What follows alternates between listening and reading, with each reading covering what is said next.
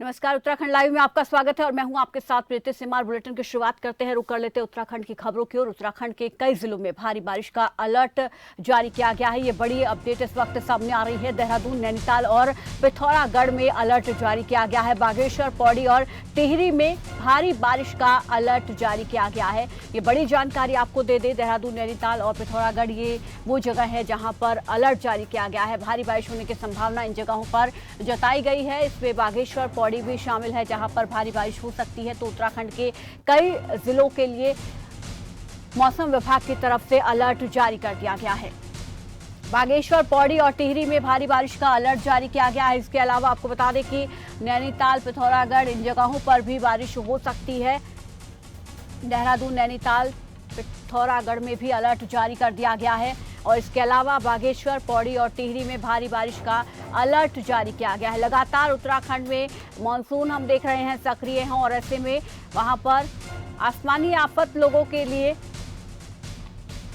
परेशानी का सबब बनती जा रही है। लगातार हो रही बारिश लोगों की परेशानी बढ़ा रही है और अभी आगामी कुछ दिनों में लोगों को और इन परेशानियों से जूझना पड़ेगा, क्योंकि मौसम विभाग की तरफ से कुछ जिलों के लिए अलर्ट जारी किया गया है जहां पर भारी बारिश होने की संभावना जताई गई है। ऐसे में लोगों की परेशानी यहां पर और बढ़ सकती है। खासतौर पर बागेश्वर, टिहरी, पौड़ी, देहरादून, नैनीताल और पिथौरागढ़ के लोगों की मुश्किलें यहां पर बढ़ सकती है और यहां के लोगों के लिए एडवाइजरी के तहत ये कहा गया है कि नदी नालों के पास ना जाएं और ना ही ऐसे रास्तों से सफर करें जहां पर लैंडस्लाइड हो सकता है, भूस्खलन हो सकता है, क्योंकि लगातार हो रही बारिश की वजह से लैंडस्लाइड की घटनाएं बहुत ज़्यादा सामने आ रही हैं और जलभराव के साथ साथ यहां पर मकानों को नुकसान पहुंच रहा है, जिससे लोगों को काफ़ी ज़्यादा परेशानी हो रही है। तो लगातार हो रही बारिश लोगों के जनजीवन को प्रभावित कर रही है। जनजीवन इससे कहीं ना कहीं अस्त व्यस्त होता दिखाई दे रहा है। रास्ते बंद है जिनको खोलने की कोशिश लगातार प्रशासन की तरफ से की जा रही है। कुछ रास्ते भूस्खलन की वजह से बंद हैं और ऐसे में आने वाले दिनों में कई जिलों में और तेज बारिश हो सकती है। बागेश्वर, पौड़ी, टिहरी में भारी बारिश की संभावना को देखते हुए अलर्ट जारी कर दिया गया है। इसके अलावा उत्तराखंड के और कई जिले हैं जिसमें देहरादून, नैनीताल और पिथौरागढ़ शामिल है जहां पर भारी बारिश का अलर्ट जारी किया गया है।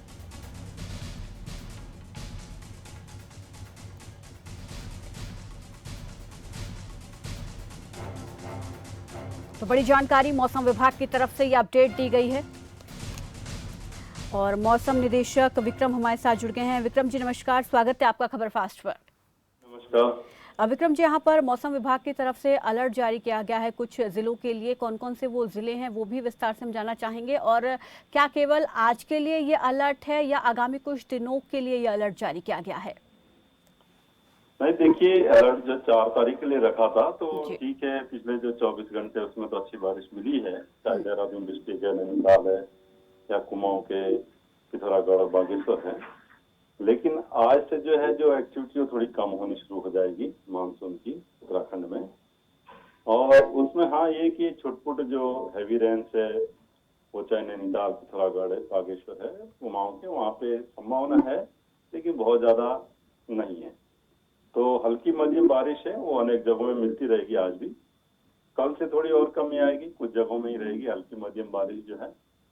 और 8-9 में थोड़ा इजाफा होगा तो आप ये कह सकते हैं कि फिर से जो है अनेक जगहों तक में हल्की से मध्यम बारिश है और एकाध दुका जगहों में भारी बारिश भी रहेगी जी। तो वॉच हमने रखा है, अलर्ट नहीं रखा है। तो अभी 3-4 दिन बहुत ज्यादा एक्टिविटी मौसम की नहीं है, 4 से 5 दिन जी मैं कहना चाहूंगा।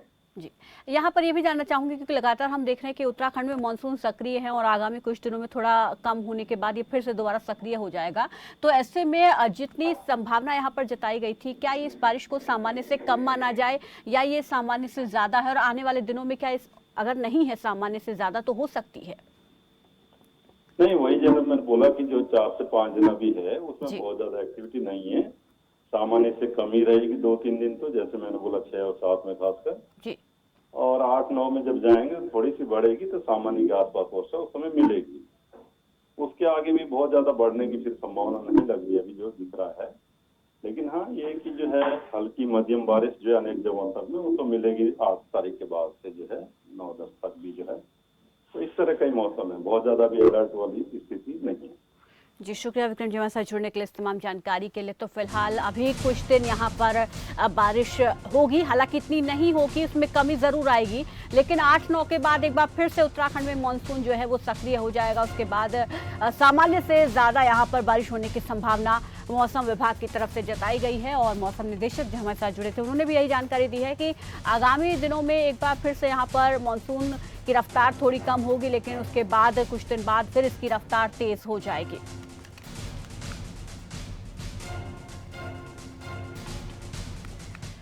चलिए आगे बढ़ते हैं। इस बीच एक और बड़ी जानकारी आपको दे देते हैं। उत्तराखंड में अब यातायात नियम तोड़ना महंगा पड़ेगा। बार बार यातायात नियम तोड़ने पर अब सख्त कार्रवाई होगी। महीने में 2 बार नियम उल्लंघन पर 6 महीने के लिए लाइसेंस रद्द होगा, और 2 बार से ज्यादा अगर कोई नियमों का उल्लंघन करता है तो ऐसे में 1 साल के लिए उसके लाइसेंस को रद्द कर दिया जाएगा। तो बड़ी जानकारी आपको दे दें, उत्तराखंड में अब यातायात नियमों को तोड़ना काफी महंगा पड़ सकता है। यहाँ पर कुछ प्रावधान किए गए हैं। बार बार यातायात नियम तोड़ने पर सख्त कार्रवाई की जाएगी। इसमें पहला ये, अगर महीने में 2 बार नियम उल्लंघन किया है तो 6 महीने के लिए लाइसेंस को रद्द कर दिया जाएगा। अगर 2 बार से ज्यादा नियमों का उल्लंघन किया गया है तो 1 साल के लिए चालक के लाइसेंस को रद्द कर दिया जाएगा। ये बड़ी कार्रवाई यहाँ पर यातायात नियमों के तोड़ने पर अब की जाएगी।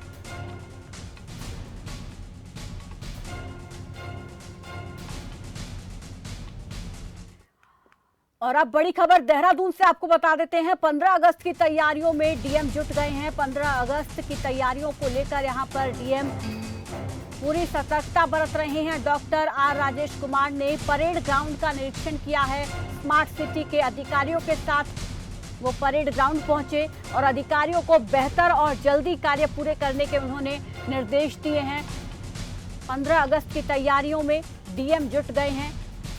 स्वतंत्रता दिवस पर होने वाले कार्यक्रमों को लेकर यहाँ पर खुद उस जगह पर पहुंचे जहां पर कार्यक्रम होने हैं, जहां पर परेड होनी है, और ऐसे में अधिकारियों के साथ बातचीत उन्होंने करके सभी को समय पर काम पूरा करने के निर्देश दिए हैं। स्मार्ट सिटी के अधिकारियों के साथ वो परेड ग्राउंड में पहुंचे और अधिकारियों को बेहतर और जल्दी कार्य पूरा करने के निर्देश डीएम साहब ने दिए हैं। 15 अगस्त की तैयारियां लगभग पूरी हो चुकी हैं और जल्द ही उनको अंतिम रूप देने के निर्देश डीएम की तरफ से दे दिए गए हैं। स्मार्ट सिटी के अधिकारियों के साथ परेड ग्राउंड में डीएम पहुंचे, जहां पर 15 अगस्त की तैयारियां चल रही हैं, और उन तैयारियों का जायजा लेने के बाद उन्होंने अधिकारियों को जल्द ही और समय पर काम को पूरा करने के निर्देश दे दिए हैं।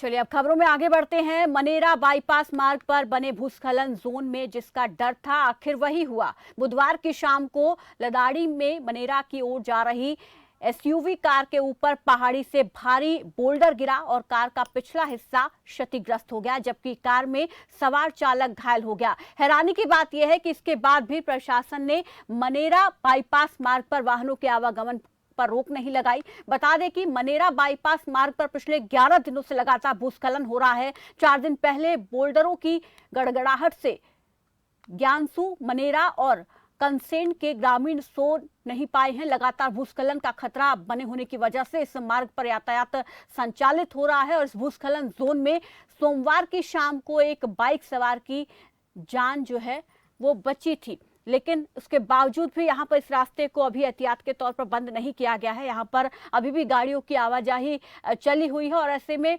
बुधवार को भी यहाँ पर एक हादसा हुआ है। एक एसयूवी कार पर यहाँ पर चट्टान गिरी है, जिससे कि उसका हिस्सा क्षतिग्रस्त हुआ है, और ऐसे में यहाँ पर लापरवाही प्रशासन की साफ देखी जा सकती है कि यहाँ पर प्रशासन ने अभी तक इस मार्ग पर आवाजाही को बंद नहीं किया है।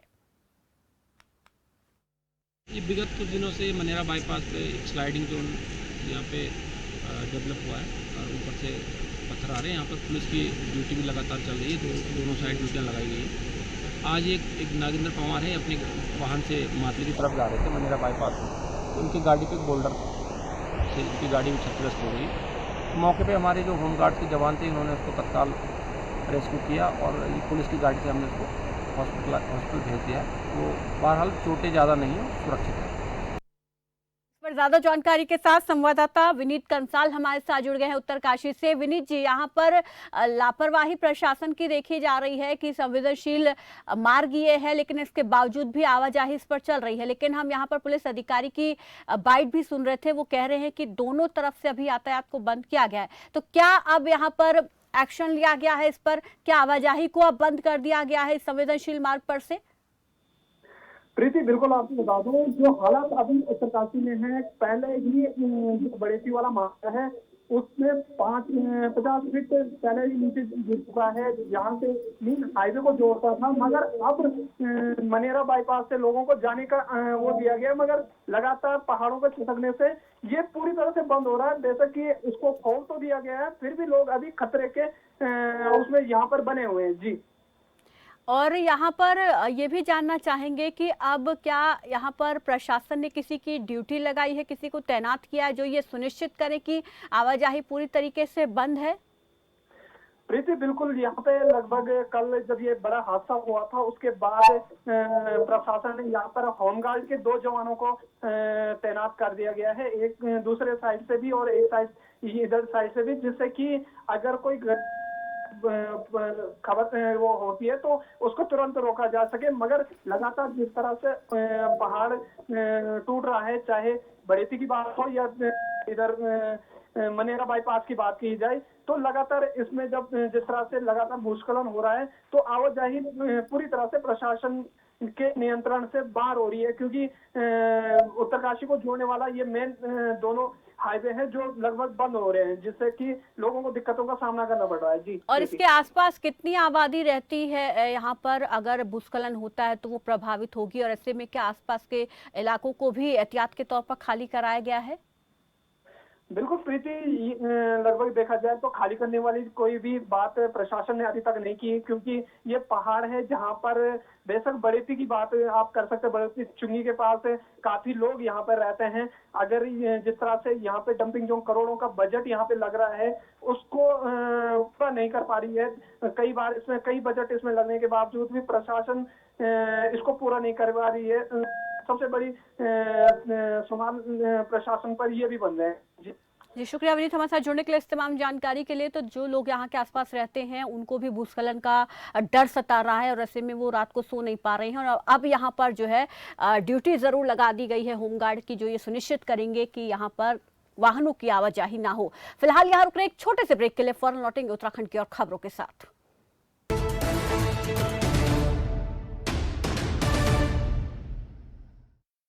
एसिडिटी, गैस, खट्टी डकार, पेट फूलना और कब्ज, ऐसे में मेरी सलाह है आयुर्वेदिक मुल्तानी पश्मीना। ये पेट की सभी समस्याओं में पूरी तरह आराम देता है। आप रोगों से परेशान हो या अंग्रेजी दवाओं से, विभिन्न प्रकार के टेस्टों से परेशान हैं या डॉक्टरों से, किसी भी प्रकार के रोगों के समाधान के लिए एक बार आइए नाड़ी वैद्य कायाकल्प और पाइए अपने सभी रोगों का आयुर्वेद में सही इलाज। शहर जो कभी रुकता नहीं, न रुकती है खबरों की रफ्तार। मंत्री से संतरी, पहर दर पहर, हर वो खबर जिसका पड़ता है असर। मेरा शहर मेरी खबर, देखिए सिर्फ खबर फास्ट पर।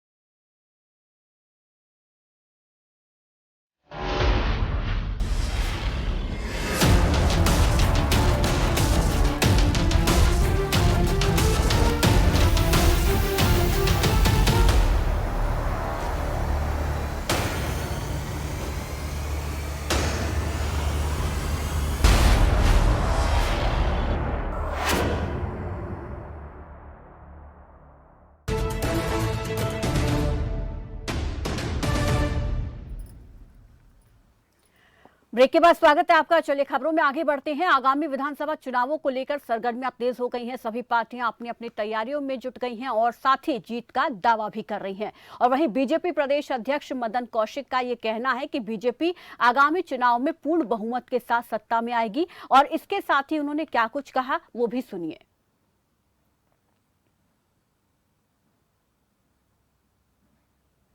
चुनाव में इस समय 5 महीने का जो शेष काल है, इसमें अधिकतर लोग संपर्क करना चाहते हैं, मिलना चाहते हैं, तो उनका ठीक प्रकार से आचार व्यवहार रहे, ठीक प्रकार से स्थिति इस रूप में रहे, तो इस प्रकार का एक वातावरण बने, इस सारे विषय को ध्यान में रखते हुए आज पूरे दिन की वर्कशॉप है, जिनको इस प्रकार का एक शिष्टाचार बताया जाएगा।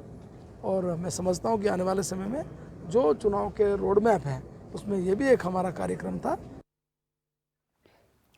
मसूरी से विधायक गणेश जोशी ने देहरादून के दून विहार स्थित राधा कृष्ण मंदिर प्रांगण में टीकाकरण केंद्र का निरीक्षण किया। विधायक ने मौके पर टीकाकरण की व्यवस्थाओं का जायजा लिया। कैबिनेट मंत्री ने कहा कि कोरोना महामारी के खिलाफ वैक्सीन सबसे कारगर हथियार है।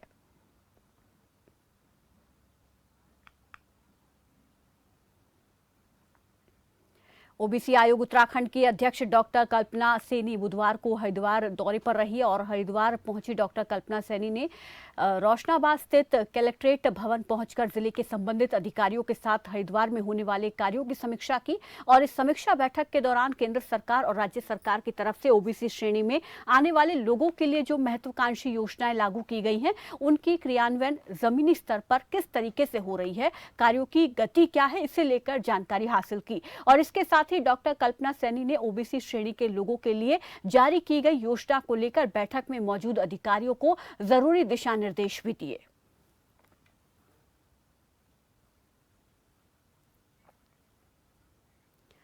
हरिद्वार के पुलिस लाइन रोशनाबाद परिसर में पर्यावरण सुरक्षा एवं संरक्षण को देखते हुए हर्बल वाटिका का उद्घाटन पुलिस कर्मियों द्वारा किया गया। बता दें कि एसएसपी की पत्नी सुधा सेंथिल ने फीता काटकर हर्बल वाटिका का उद्घाटन किया। मौके पर पुलिस अधीक्षक सहित अन्य अधिकारियों की पत्नियों ने मोर्चा संभाला और वृक्षारोपण का कार्य पूरा किया। एसपी सिटी ने बताया कि हर्बल वाटिका का मकसद यही है कि इससे पुलिस लाइन के लोगों को वाटिका के तहत मेडिटेशन प्लांट के बारे में जानकारी मिले और साथ ही साथ कोरोना महामारी के दौर में लोगों को इन पौधों से फायदा पहुंच सके, इस कारण ही हर्बल वाटिका का उद्घाटन किया गया।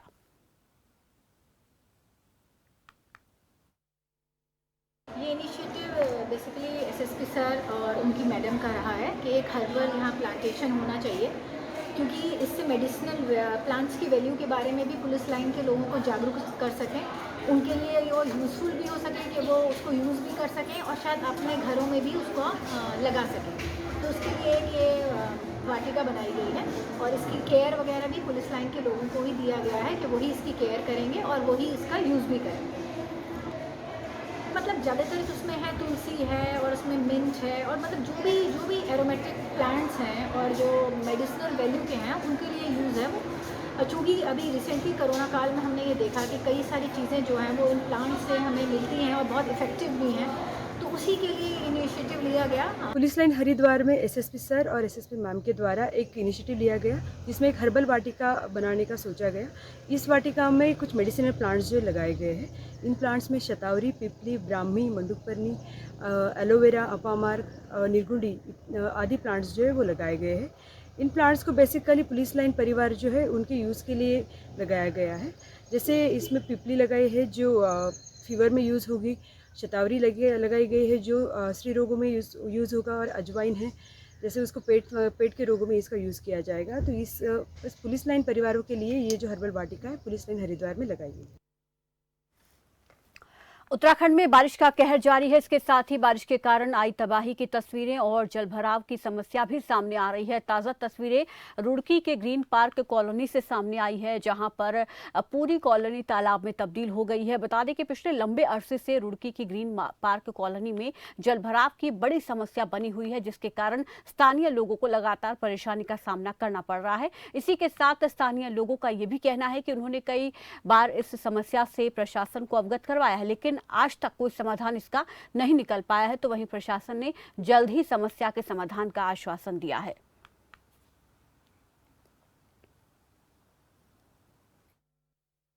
नहीं, देखिए, जो लोगों की जो मेन समस्या है वो जल भराव को लेकर है। जो ये ग्रीन पार्क कॉलोनी है तो कहीं पे भी पानी का एक प्रॉपर निकासी नहीं है एंड ना प्रॉपर रोड बना है। तो उसके रिगार्डिंग एक तो पीडब्ल्यूडी से बात की जाएगी। बेस्ट थिंग ये है कि पानी का डिस्पोजल यहाँ पे इजीली नदी की ओर हो सकता है, अगर उसके लिए कम से कम 500-700 मीटर एक नाली बना दी जाए और दूसरा जो रोड में जो गड्ढे बने हैं उनको भी प्राथमिक स्तर पर जो इमीडिएटली किया जाना है, ताकि उसमें कुछ भराव इत्यादि कर दें, बोल्डर इत्यादि का। नहीं देखिए, कुछ जो इलीगल रूप से जो कंस्ट्रक्शन हो रहे हैं, जो बिना अप्रूव्ड जो कॉलोनी वगैरह डेवलप की जा रही है, क्योंकि पानी निकासी के जो नेचुरल रिसोर्सेज थे वो लोगों के द्वारा बंद कर दिए गए हैं। मेरा नाम इसरार अहमद है और मैं ग्रीन पार्क कॉलोनी का निवासी हूँ। यहाँ पर हल्की सी बारिश में जल भराव की इतनी समस्या हो जाती है कि बिल्कुल चलना भी मुहाल हो जाता है यहाँ पर। लेकिन आज तक जो क्षेत्रीय विधायक है वो भी यहाँ पर नहीं आकर देखता। और इस बीच टोक्यो ओलंपिक से एक बड़ी अपडेट आपको दे देते हैं।